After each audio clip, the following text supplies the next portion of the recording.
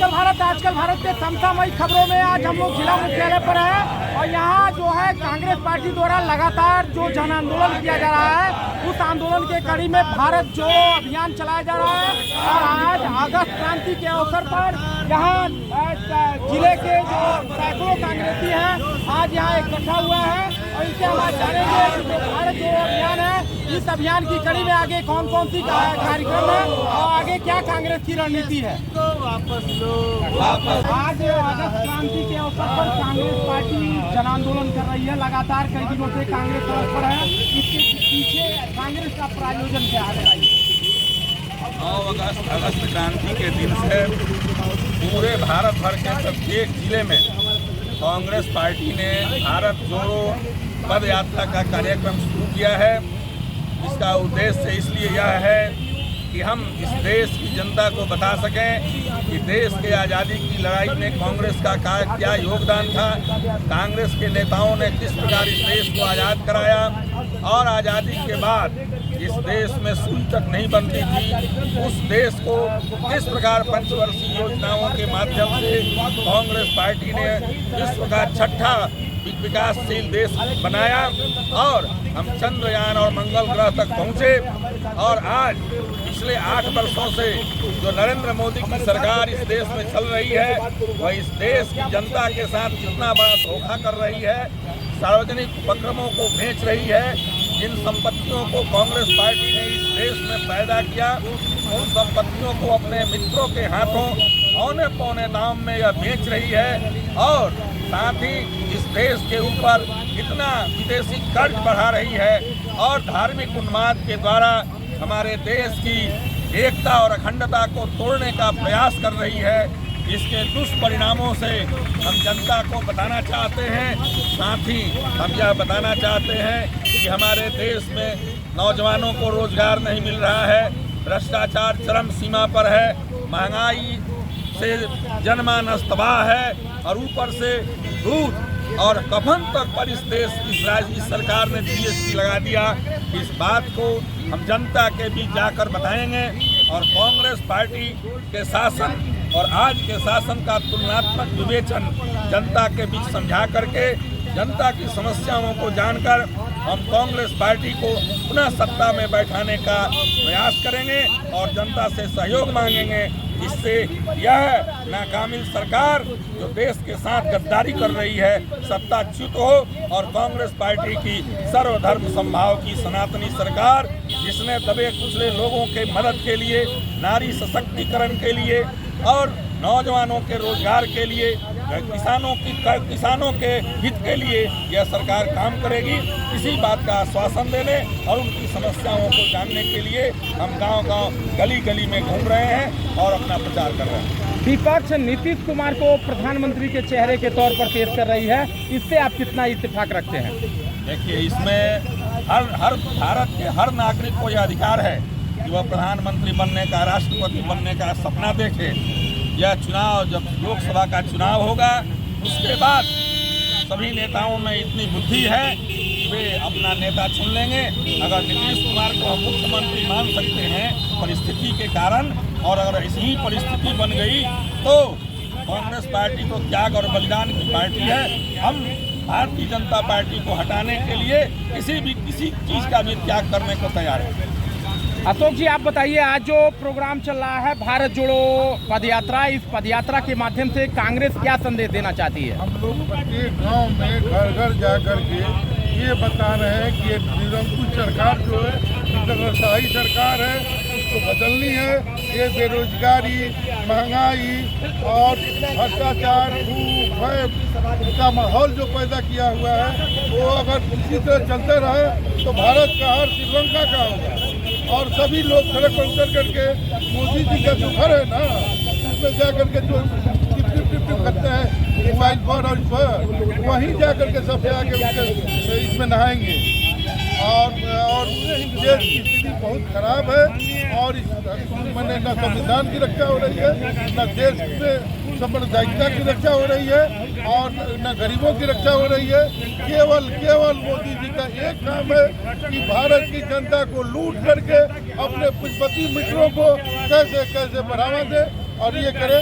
जिसके लिए हम लोग गांव-गांव जा करके दरवाजे अपना पर्ची पम्फलेट बांटते हैं।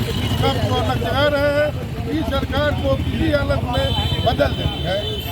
रमाकांत भैया बताइए, आज के दिन अगस्त क्रांति से आप लोगों का जो जन आंदोलन चल रहा है, तो क्या मंशा है कांग्रेस की और कांग्रेस क्या संदेश देना चाहती है? अगस्त के महीना में 1942 में महात्मा गांधी के आह्वान पर पूरा देश अंग्रेजों भारत छोड़ो के साथ, करो या मरो के नारे के साथ अंग्रेजों के साथ हमारी कांग्रेस पार्टी भिड़ गई थी और 3 साल की लड़ाई के बाद अंग्रेजों को भगाने में हम कामयाब रहे।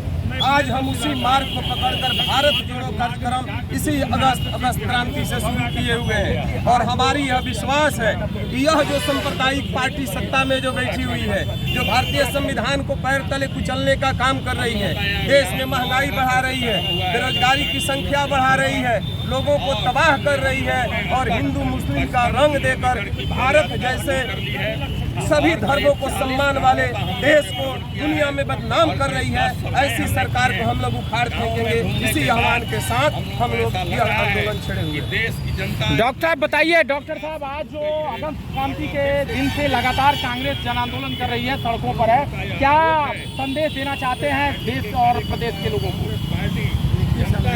आज़ादी के जंग में कितने सारे लोग मरे, जो सारे मर्द थे वो जंग में गए, जितने सारे हिजड़े थे वो संघ में गए। हम लोग इसी चीज़ को बता रहे हैं ताकि ये नकली राष्ट्रवाद की पोल उतार सकें।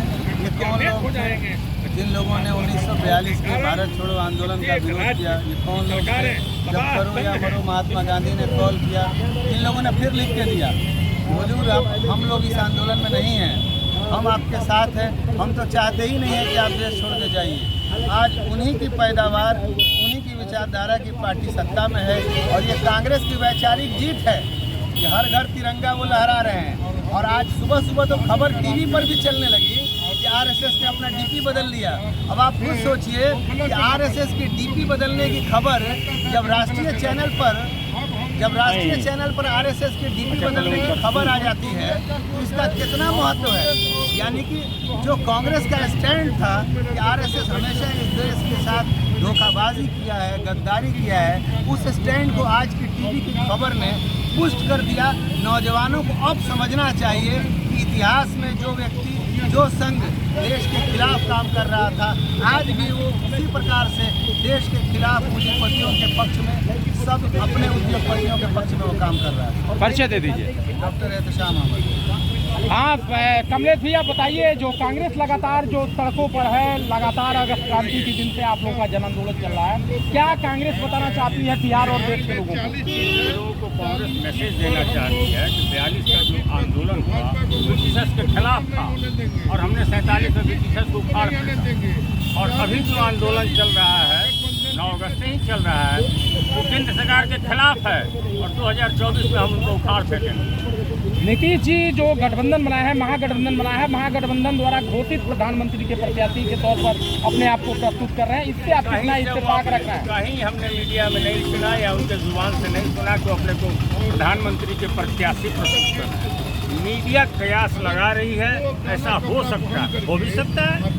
वो 18 साल से मुख्यमंत्री हैं, 10 साल कैबिनेट में रहे हैं, उनके पास एक्सपीरियंस है, विजन है, लेकिन बड़ी पार्टी कांग्रेस है, बिना कांग्रेस की सहमति को कुछ नहीं होगा। परिचय दे दीजिए। कांग्रेस है, प्रदेश का कल्चर है, लेकिन हम लोग वैसा तो दोस्तों दर्शकों, आप देख रहे हैं लगातार कांग्रेस 9 अगस्त जो अगस्त क्रांति का दिन था, उस दिन से सड़कों पर है और इस बहाने लगातार जनता से संवाद कर रही है, घर घर जा रही है और कांग्रेस निश्चित तौर पर इस अगस्त क्रांति के बहाने बिहार और देश को एक नया नेतृत्व देने को लेकर के सड़कों पर है। कैमरा पर्सन इमरान साथ मैं अशोक कुमार पांडे, आजकल भारत दीवान।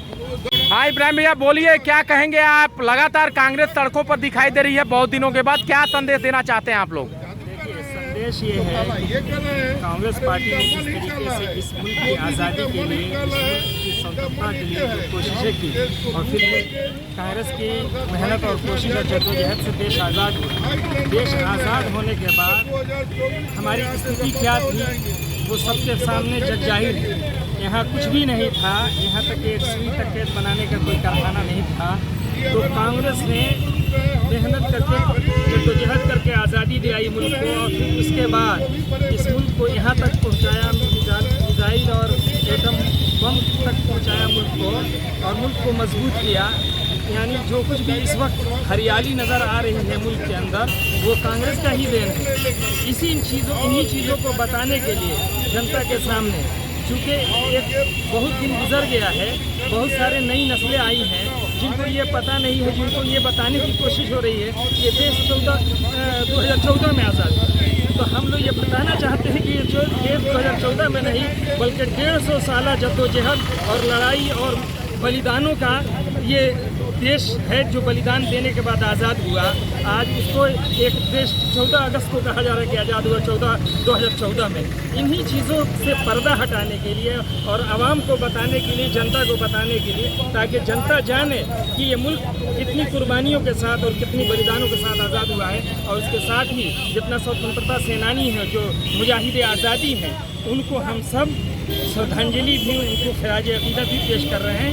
बस यही बातें हैं। और जो महंगाई है, बेरोज़गारी है, जो चरम सीमा पे है, उससे राहत दे ये सरकार, इसके लिए भी हम जद्दोजहद कर रहे हैं, मांग कर रहे हैं और जनता को इससे अवगत करा रहे हैं।